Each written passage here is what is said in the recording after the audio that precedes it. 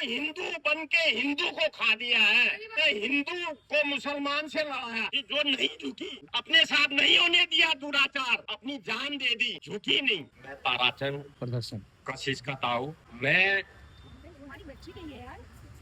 अंकिता बेटी को जिन्होंने पैदा किया, ऐसे माँ बाप को मैं सल्यूट कर, क्योंकि असली पहाड़न वही निकली। एक ऐसी बेटी जिसने उन नेताओं के आगे झुकने को मना किया। ये बड़े गर्व की बात है कि उन माँ बापों के लिए, अंकिता के माँ बाप के लिए, उन्होंने ऐसी बेटी पैदा की कि जो नहीं झुकी, अपने साथ नहीं होने दिया दुराचार, अपनी जान दे दी, झुकी नहीं।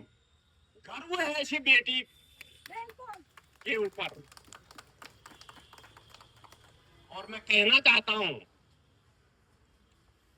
विशेष करके हल्द्वानी की जनता से, क्योंकि मैं कई बार पहले भी अपील कर चुका हूं कि जो आंदोलन की धार हल्द्वानी के लोगों ने दिया था कशिश ननी परी के मामले में, मैं अभी देहरादून से आ रहा हूं, जब कल हरीश भाई का मैंने पोस्ट देखा, ज्योति बहन की पोस्ट देखी, तो मैंने कहा मुझे भी हल्द्वानी जाना चाहिए था। वैसे मैं आज ऋषिकेश जाने की सोच रहा था, मैंने कहा कि मुझे कुमाऊं में ही जाना चाहिए, तो मैं आया। मेरे साथ हमारे बड़े भाई साहब ये गैतोड़ी जी भी आए हैं। और मैं तो ये कहना चाहता हूँ, आज कम से कम ऐसे मामलों में पूरी हल्द्वानी की रोडें जैसे कशिश ननी परी के मामले में खिंच गई थी, वैसे आज भीड़ होनी चाहिए थी। क्योंकि ये मामला देखिए, ये मामला बहुत ज्यादा गंभीर है। क्योंकि ननी परी के मामले में तो लोगों ने कहा भाई वो दूसरे धर्म का था, इसलिए ये चीज हुई।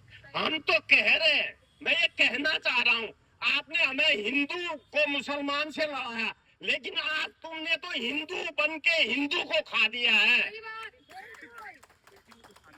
आज तुमने हिंदू की बेटी को खाया और उसके ऊपर कह रहे हो कि भैया ये फला जाति का है, इसके ऊपर आरोप मत लगाइए।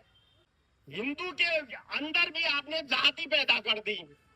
धिक्कार है, मैं तो कह रहा हूँ कि धिक्कार है, ऐसी पॉलिटिक्स नहीं करनी चाहिए। और जबकि मैं तब से भाजपा से जुड़ा हूँ जब भाजपा के झंडे नहीं कोई उठाया करता था। मैं पिथौरागढ़ में जब 1989-90 में विद्यार्थी छात्र संघ में था, तो मैं विद्यार्थी परिषद के बैनर से चुनाव लड़ा था। तब हम कहते थे खून मांगो तो खून देंगे, कश्मीर मांगो तो खून देंगे। लेकिन आज मेरे दिल में इतनी पीड़ा है कि जो शब्द हम कश्मीर के लिए कहते थे, आज मुझे लगता है खून मांगोगे तो खून देंगे और भाजपा का नाम लोगे तो खून देंगे। ऐसी पीड़ा मेरे अंदर आ रही है। क्योंकि मैं तो थोड़े दिन बाद आपके पास अपील करने फिर आने वाला ही था कि ये अंकिता हत्याकांड का मामले ने और तूल पकड़ दिया। क्योंकि कशिश छोटी ननी परी वाले मामले में भी मैं बीच में मुख्यमंत्री के डे ऑफिसर साहब से भी मिला था। मैंने कहा भाई 3 महीने हो गए, आपने 1 महीने का टाइम दिया था कि रिव्यू पिटीशन दायर करेंगे, और जो सरकारी वकील उस टाइम कशिश हत्याकांड की पैरवी कर रहे थे, हमने कहा था कि उसको निलंबित करिए आप, क्योंकि ये केस को कहीं ना कहीं कमजोर करेगी। लेकिन उन्होंने ऐसा नहीं किया। आज 3 महीने बीतने के बाद भी अभी तक रिव्यू पिटीशन दायर नहीं हुई, क्योंकि हम इस मामले में हम फिर से आंदोलन करेंगे, हम ये सोच भी रहे थे।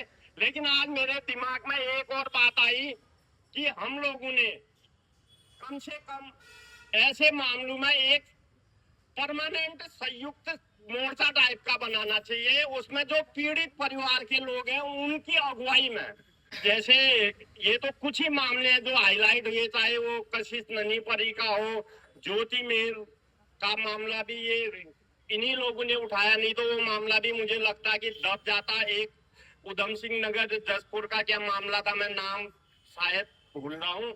और वैसे किरण नेगी का मामला है, अंकिता भंडारी का। देखिए एक मोर्चा बन के इस लड़ाई को अब रुकना नहीं देना चाहिए, नहीं तो हर घर में मैं कह रहा हूँ दावे के साथ, जिस हिसाब से भाजपा का कुनवा बढ़ते जा रहा है उसी हिसाब से हर घर में ये अंकिता जैसे कितने कांड करेंगे इसका अंदाजा आप लोग नहीं लगा सकते हैं। शर्म भी नहीं आती ऐसे लोगों को कि 18 साल की बच्ची और 68 साल का बुढ़ा साला, बताओ। मैं तो कह रहा हूँ शर्म आनी चाहिए ऐसे लोगों को कि उनकी लड़की की भी लड़की उस उम्र की होगी। भाई हम इस समाज को ले कहाँ जा रहे हैं बताइए। नेताओं की सर्विस की काम। मैं तो भारतीय जनता पार्टी और आरएसएस से ये कहना चाहता हूँ, जिस पृष्ठभूमि से मैं आया हूँ, मैं कहना चाहता हूँ उनसे कि भाई आप समाज को कहाँ ले जा रहे हैं। शायद अगर मैं भूल नहीं रहा हूँ तो मैं जानता हूँ कि ये नारा आप ही ने दिया था, बेटी बचाओ और बेटी पढ़ाओ। लेकिन आज आपके कुकर्मों से ऐसा लगता है कि बेटी बचाओ बेटी पढ़ाओ, फिर बचाओ नहीं, हमारे यहाँ सर्विस के लिए भेजो।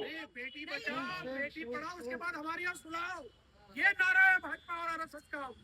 जिस प्रकार तो मित्रों मैं बहुत लंबी बातें तो नहीं करूंगा, लेकिन ये है बढ़िया हो गया कि उत्तराखंड वालों को मजा आ रहा है, बढ़िया हो रहा है। इससे ज्यादा कुछ नहीं होगा। लेकिन मैं इतना जरूर कहूंगा कि अगर आज नहीं जागे तो फिर देख लो, फिर जागने का अवसर ही नहीं मिलेगा। अरे क्यों नहीं मिलेगा, आगे को अभी बहुत बाकी है, मिलेगा।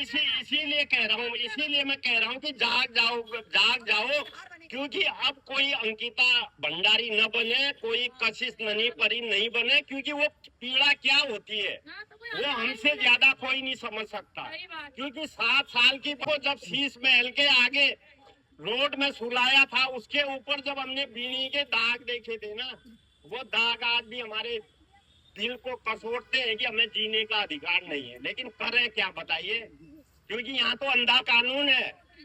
इस देश में कानून नहीं, अंधा कानून है। जो कानून चला रहे हैं, जब वही लड़की के हक से गए तो हम मांगे किससे? हम सबसे बड़ी ताकत जो आपकी है ना, उस टाइम तो कुछ लोग या तो 500 रुपए में बिकते हैं दिखेंगे, हम आएंगे ना। और या फिर कौवे अड्डे में बिकते हैं। इससे ज्यादा भीड़ तो वही कारण है कि आज जो मामले बढ़ रहे हैं उसका कारण यही है। बस इसके साथ मैं अपनी बात को यहीं पर विराम लगाता हूँ। धन्यवाद।